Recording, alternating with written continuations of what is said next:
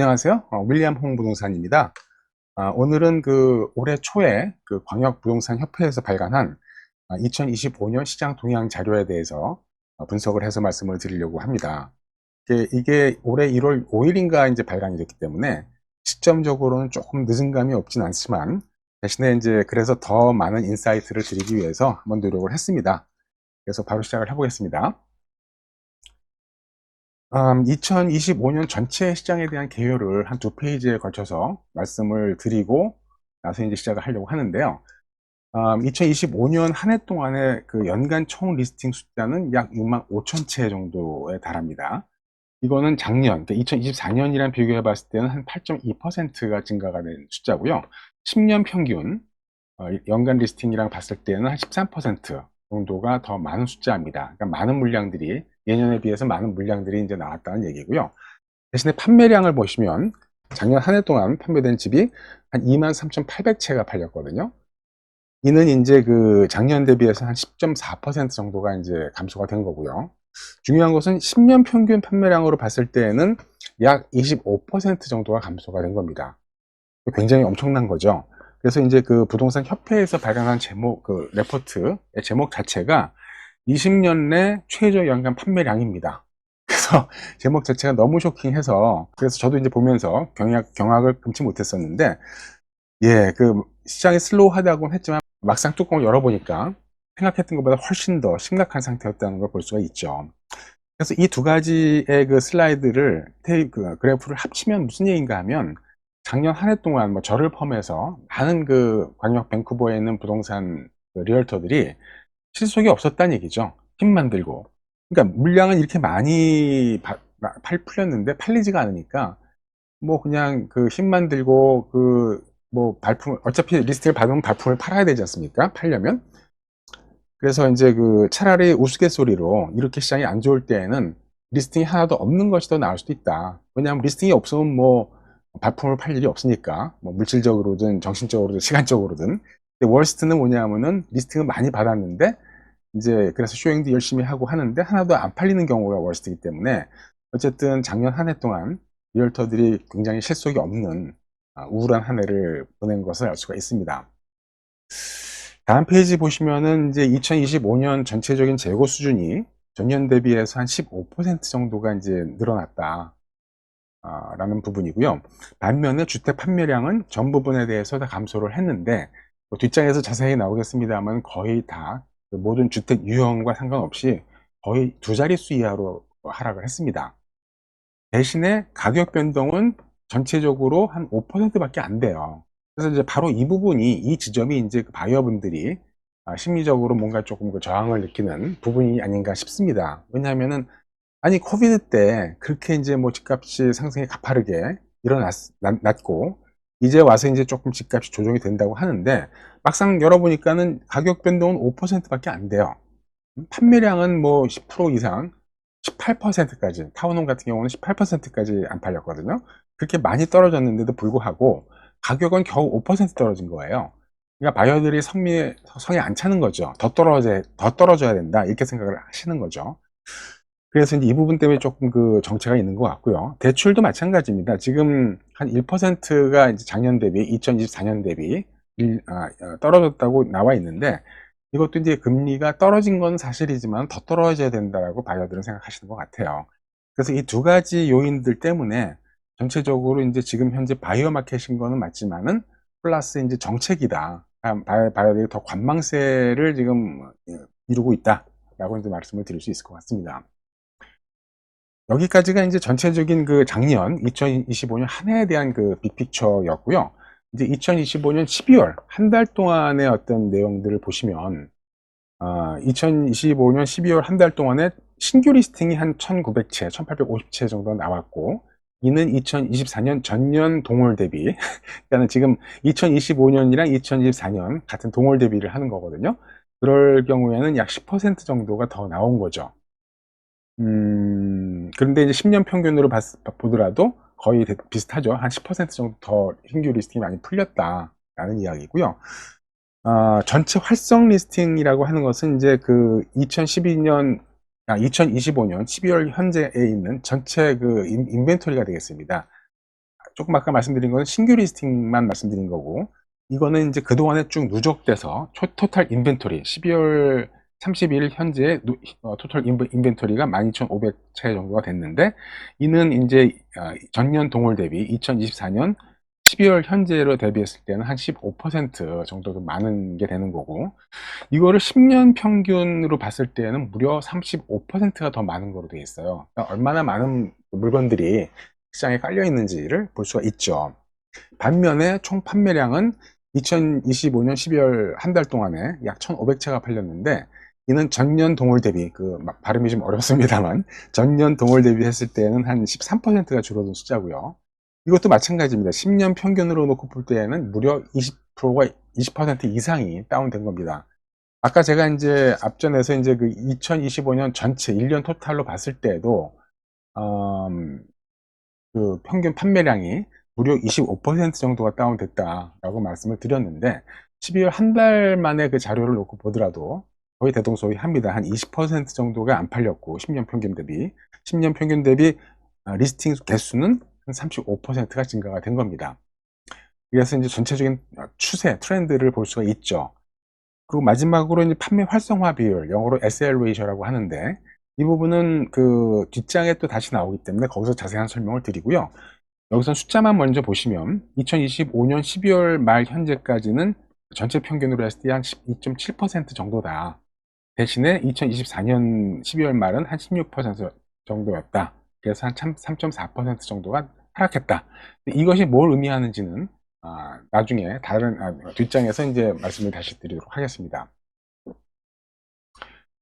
그다음에 부동산 유형별로 이제 또 한번 보실 수가 있는데, 2025년 그 12월 말 현재로 보시면 전체적으로 총 1,537채가 팔렸습니다. 이것도 마찬가지로 2024년 12월 전년 동월 대비로 했을 때에는 약 13% 정도가 덜 팔린 거고요. 이를 주택 유형별로 한번 브레이크다운을 해보시면, 아파트가 791채, 단독주택이 430채, 타운홈이 300채 정도가 팔려서 전년 동월 대비 아파트는 한 11%, 단독주택은 12%, 타운하우스는 무려 18% 정도가 덜 팔렸어요. 그래서 이제 저도 이제 여기서 조금 의아한 게, 왜 하필 타운홈이 이렇게 실적이 저조할까 하는 부분에 대해서는 조금 더 연구를 해볼 필요가 있을 것 같습니다.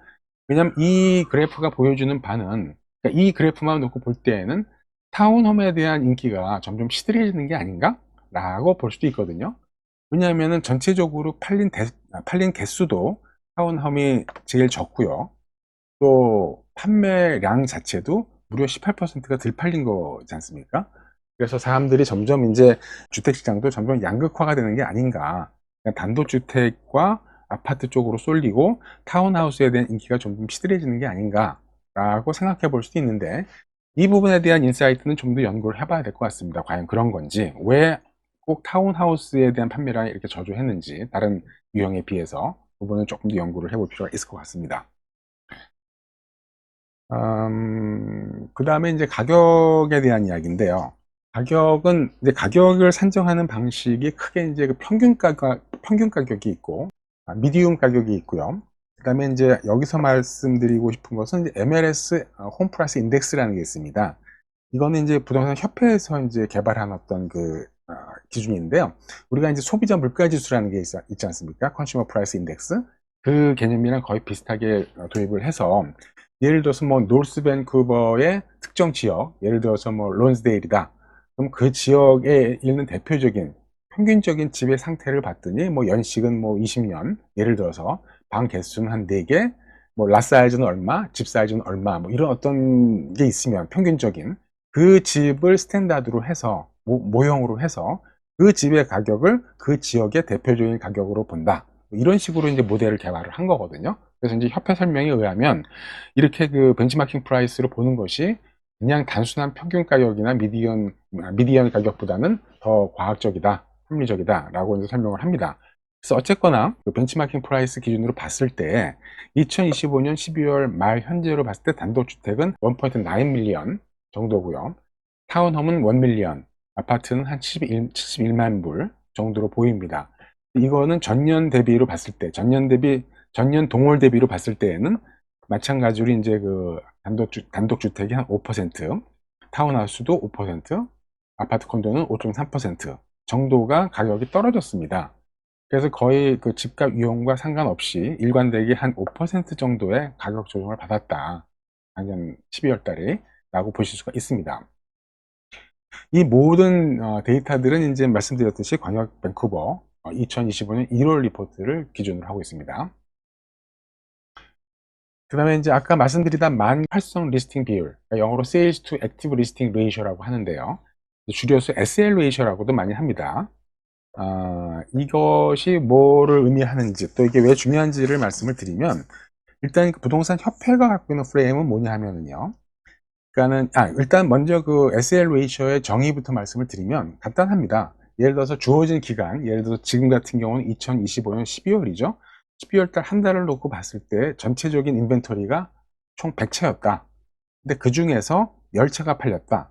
그럼 SL 레이셔가 10%가 되는 겁니다. 그래서 계산식 자체는 간단한데, 이것이 의미하는 거는 이제 부동산 협회의 어떤 프레임에 의할 것 같으면은, 이것이 이제 그 12% 이하로 떨어지게 되면은 가격 조정 압박을 더 많이 받는다. 그래서 바이어 마켓으로 가는 거고, 이것이 20% 이상이 되면은 이제 가격 상승 압박을 받는다. 그래서 셀러 마켓으로 본다. 이렇게 이제 프레임을 협회에서는 보고 있거든요. 근데 제가 실무적으로 경험을 해본 바로는 뭐 단독주택은 이 부분이 얼추 들어맞는 것 같긴 한데, 아파트나 콘도는 이 숫자가 조금 너무 보수적이지 않나 하는 생각이 들어요. 왜냐하면 아파트나 콘도들은 훨씬 가격에 민감하게 반응하거든요. 그 플럭추에이션, 가격에 대한 플럭추에이션이 훨씬 크다는 얘기죠. 그래서 이제 아파트나 콘도 같은 경우는 저는 한 15%랑 25% 정도가 맞지 않나라고 이제 저는 개인적으로 나름대로 생각을 하는데요. 어쨌거나 중요한 것은 뭐 부동산 협회 프레임으로 보더라도 전체적인 그 평균이 12.7%이기 때문에 균형 시장이지만 그 바이어 쪽 마켓의 경계선은 매우 접근하고 있다라는 해석이고요. 더더구나 단독주택 같은 경우는 지금 9.3%거든요. 그 작년 2025년 12월 현재가 때문에 100% 이제 그 바이어 시장이다. 이제 강한 가격 조정 압력을 받고 있다. 그래서 어쨌든 간에 제 시각으로 보든 협회 시각으로 보든 지금은 뭐 어쩔 수 없이 그 바이오 마켓이다 라는 것들이 이제 이렇게 수치를 통해서 보여주고 있습니다. 참고로 이제 2024년 12월 부분이 이제 오른쪽에 그 회색 그 막대 그래프로 되어 있기 때문에 보시면은 전반적으로 SL 레이셔가 작년에 비해서 떨어진 것들이 보이죠. 그러니까 16.1% 대비 12.7%로 떨어진 거로 알 수가 있겠습니다. 여태까지 말씀드린 내용을 가지고 2025년 시장 인사이트를 말씀을 드리면 뭐 다 나온 이야기입니다. 기록적인 리스팅 수준 거의 그러니까 2024년 대비 한 15%가 이제 올라갔다고 제가 말씀을 드렸고요. 또 이제 협회 자료에 의하면은 매물 등록이 인벤토리가 1990년대 중반 이후 최고치 이렇게 어마어마한 그 신기록들이 많습니다. 30년 내에 최고치란 얘기죠. 이렇게 이제 인벤토리들이 쌓여 있다라는 얘기고, 그러다 보니까 셀러 간의 경쟁이 심화가 되고 바이어 선택지는 확대가 됐는데 아직까지는 셀러분들이 잘 버티고 있다. 왜냐하면 가격 조정은 한 5%밖에 안 된 거로 나와 있으니까는요. 그래서 결국은 지속적인 그 바이어들의 구매를 망설임 속에서도, 그러니까 제가 보는 생각에서는 바이어 시장이라고 우리가 표현을 하면, 그렇다면 이제 빨리빨리 움직여야 되거든요. 좋은 집, 예를 들어서 가격이 적정하고 상태가 좋고 하면은 바이어 시장이기 때문에 이제 움직이면서 이제 자꾸 이제 이것이 팔려나가야 되는데, 지금은 안 팔린다는 얘기죠. 그게 더 문제거든요. 바이어들이 안 움직이는 게 문제인데 망설인다는 얘기예요. 왜 망설이는지에 대한 것은 아까 말씀을 드렸죠. 그러니까 더 떨어져야 된다. 집값도 더 떨어져야 되고 모기지자율도 더 떨어져야 된다. 라고 생각을 하시는 바이어들이 많은 것 같다는 얘기죠.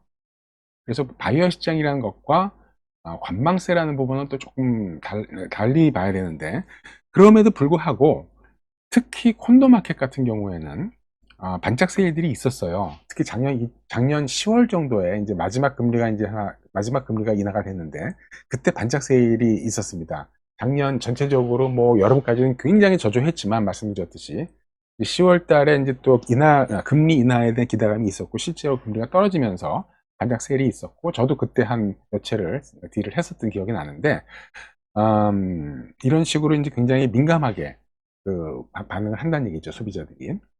그다음에 또 지금 한 가지 복병이나 큰 부분은 매크로하고 이제 거시적이고 그 시스테매틱한 부분은 대외 불확실성이 계속 지속되고 있다는 얘기죠. 이제 미국 트럼프발 관세 전쟁, 또 미중 패권 전쟁, 이런 부분들 때문에 시장에 대한 예측이 계속 불확실하다. 이것이 계속 존재하고 있다는 것이 가장 큰 문제죠. 왜냐하면 투자자들 입장에서는 가장 큰 문제가 시장에 대한 불확실성이거든요. 때문에 다들 복지부동하고 안 움직이고 있다는 얘기죠.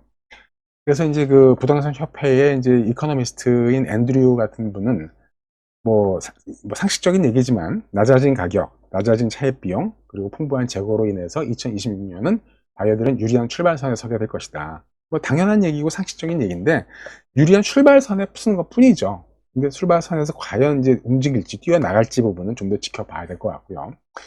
그다음에 이제 고정 모기지 이자율 추세를 제가 이제 뱅크 오브 캐나다에서 이제 갖고 왔는데요. 잘 아시다시피 2020년 12월 달부터 이제 금리가 급격하게 내려갑니다. 정책적으로 이제 팬데믹 때문에 거의 1%대 금리로 떨어지고 거의 뭐 제로 금리라는 얘기도 있었지만, 그래서 2020년 12월부터 해서 2021년 초까지 1%대의 금리가 유지가 됩니다. 그래서 이때 이제 집들을 많이들 사셨죠. 그러면서 집값도 많이 상승을 했고, 그러다가 이제 2022년이 되면서 본격적으로 이제 인플레이션을 잡는다고 해서 금리가 이제 5%대로 올라갑니다. 이런 것이 이제 계속 유지가 되다가 이제 작년에 3.8%로 한 1% 정도 이제 조정을 받았죠. 그리고 올해, 그러니까 2026년에는 한 3.2% 정도로 좀 예상을 하고 있는데, 문제는 이 그래프에서 2000년, 2021년 이때 집을 사셨던 분들이 이제 5년이 지나서 2025년, 2026년 시점이 돼서 다시 모기지를 갱신을 하셔야 되거든요. 근데 이분들이 다시 모기지 갱신을 하려고 하면은 이자율이 이 5년 전에 받은 것보다 훨씬 높지 않습니까? 최소한 2% 이상은 높기 때문에 이것이 이제 또 하나의 복병이죠. 그래서 과연 셀러분들께서 얼만큼 잘 버티실 수 있을지가 올 한 해 이제 지켜봐야 될 관전 포인트 중에 하나라고 생각이 듭니다. 그래서 여러 가지로 이제 안 좋은 악재들만 지금 가득한 그런 상황이라고 말씀드릴 수가 있을 것 같고요. 이제 2026년에 대한 조망을 조금 해보면, 뭐 여태까지 말씀드린 것의 연장선입니다. 그래서 낮아진 가격, 또 하락한 이자율, 또 선택권의 확대, 이런 어떤 세 가지 요인들 때문에 당연히 이제 바이오한테 좋은 시장인 유리한 시장인 것은 사실인데, 문제는 이것이 더 강한 수요를 과연 움직일 것이냐 하는 부분이죠. 이것이 이제 결국은 핵심 변수고, 결국은 이것이 심리적인 어떤 상태, 심리 게임이기 때문에 이렇게 조건이 좋긴 한데, 아까 여러 번 말씀을 드렸습니다만은 낮아졌지만은 5%밖에 안 됐다. 더 떨어져야 된다라는 시각. 이자율도 코비드 때보다는 아직 떨어졌지만은 아직도 스틸 높다. 더 떨어져야 된다.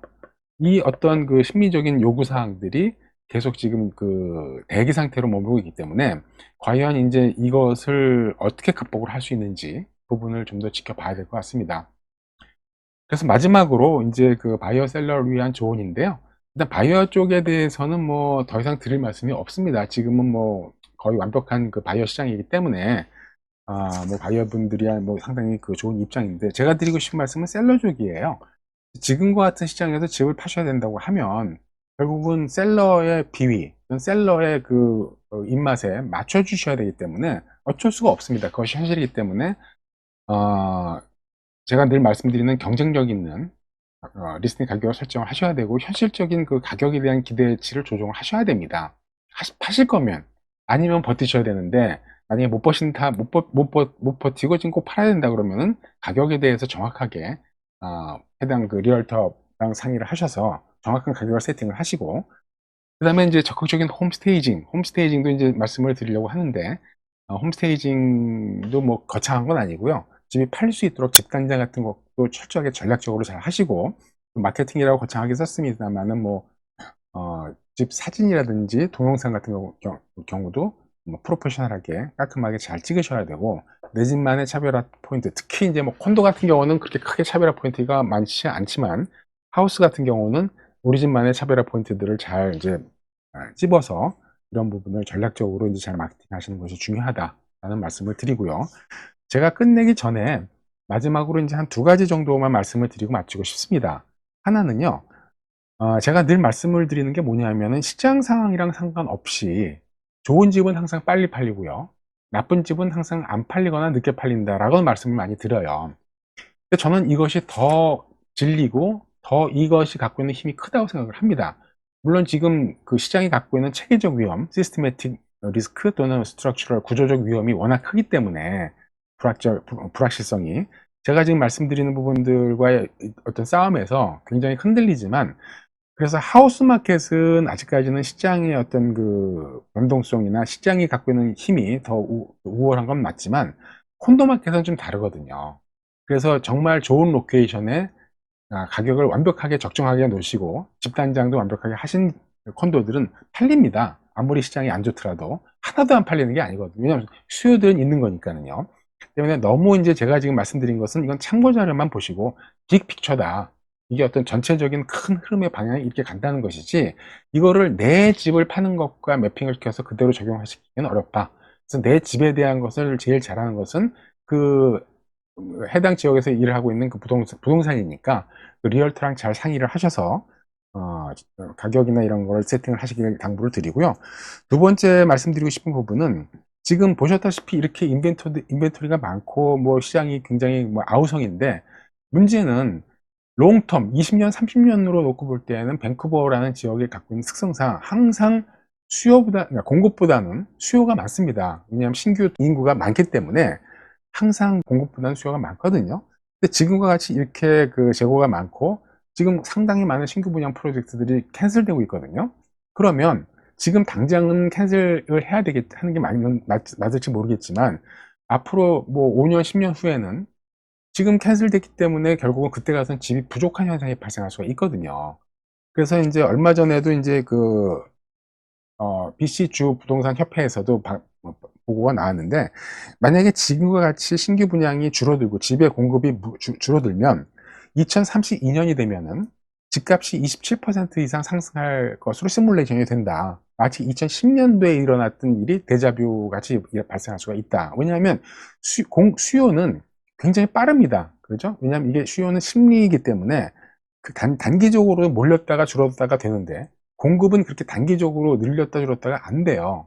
한번 하려고 그러면 여기는 느리기 때문에 한 5년 이상은 봐야 되거든요. 공급을 하려고 그러면. 지금 신규 투자가 중단되면은 그 여파가 5년 후에 온다는 얘기죠. 그래서 너무 이 부분에 대해서 단기적으로만 보시고 일희일비하지 마시고요. 롱텀으로도 보셔야 된다 이거죠. 그래서 모든 투자는 장기 투자이기 때문에 롱텀으로 버티시는 분들이 승리할 수 있으리라 믿으면서 일단은 오늘 그 준비된 내용을 마치도록 하겠습니다. 예, 시청해 주셔서 감사합니다.